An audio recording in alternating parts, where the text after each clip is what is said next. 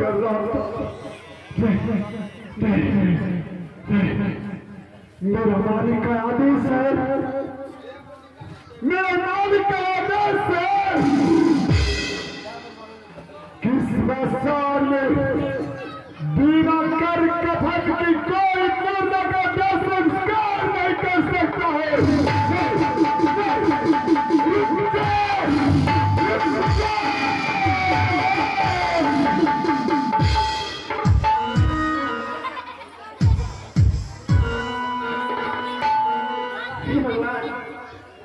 आज मैं अपने पुत्र को शमशान घाट में दाह संस्कार करवाऊंगी।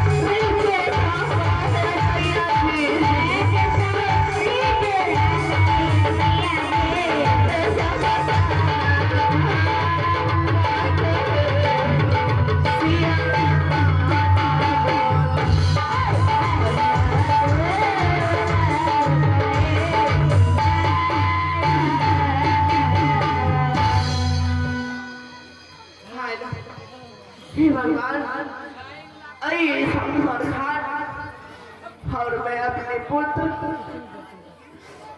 दाह संस्कार करूंगी।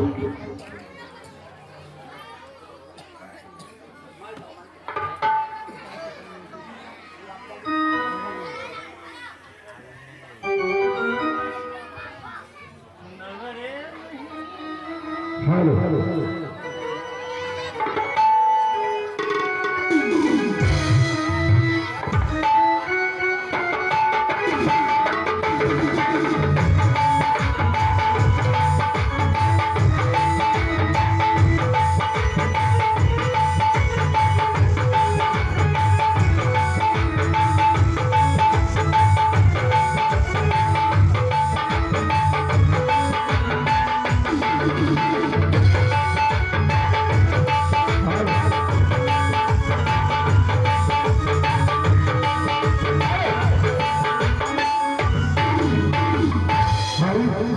आज लगता है मुझे शगन आ रहा है, लगता है आज कोई हमारे स्मशान में कोई मुर्दा को लेकर दाह संस्कार करने के लिए आया है। ठीक है, मैं स्मशान में घूम फिर कर देखता हूँ।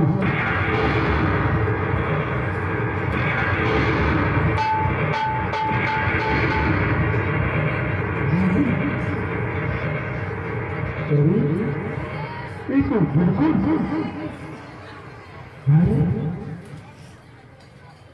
ये तो बिल्कुल पागल जैसी लगती है। अरे ये कौन है? तो बिल्कुल वो पागली। अरे रोती है क्या?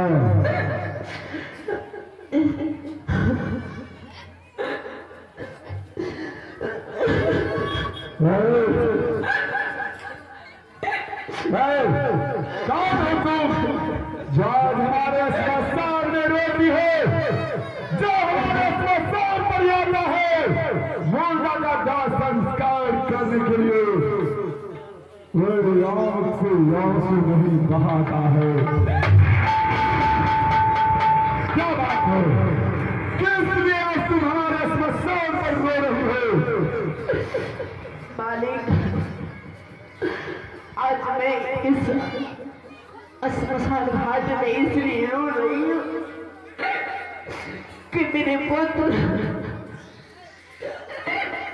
ये दुनिया संसार छोड़ करके चला गया आज, और मैं अपने पुत्र को दाह संस्कार करवाने के लिए आया हूँ। मालिक, क्या तुम अपने पुत्र का दाह संस्कार करवाने के लिए आए हो?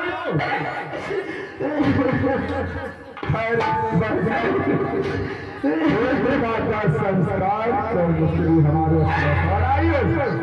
हाँ मालिक। हमारे स्मशान की कीमत जानती हो? क्या कीमत है मालिक? हमारे स्मशान में जो मुर्दा का संस्कार करने के लिए आते हैं उसे कर्म को स्वीकार करती है। ये मेरे मालिक का आदेश है। बिना कर कफन की हमारे स्मशान में कोई मुर्दा का दाह संस्कार नहीं कर सकता है। हाँ सुनिए मालिक,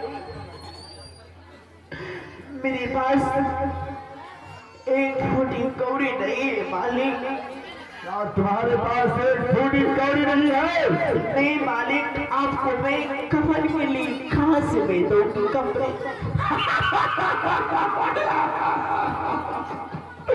कफन के लिए कहाँ से दो? लेकिन नहीं,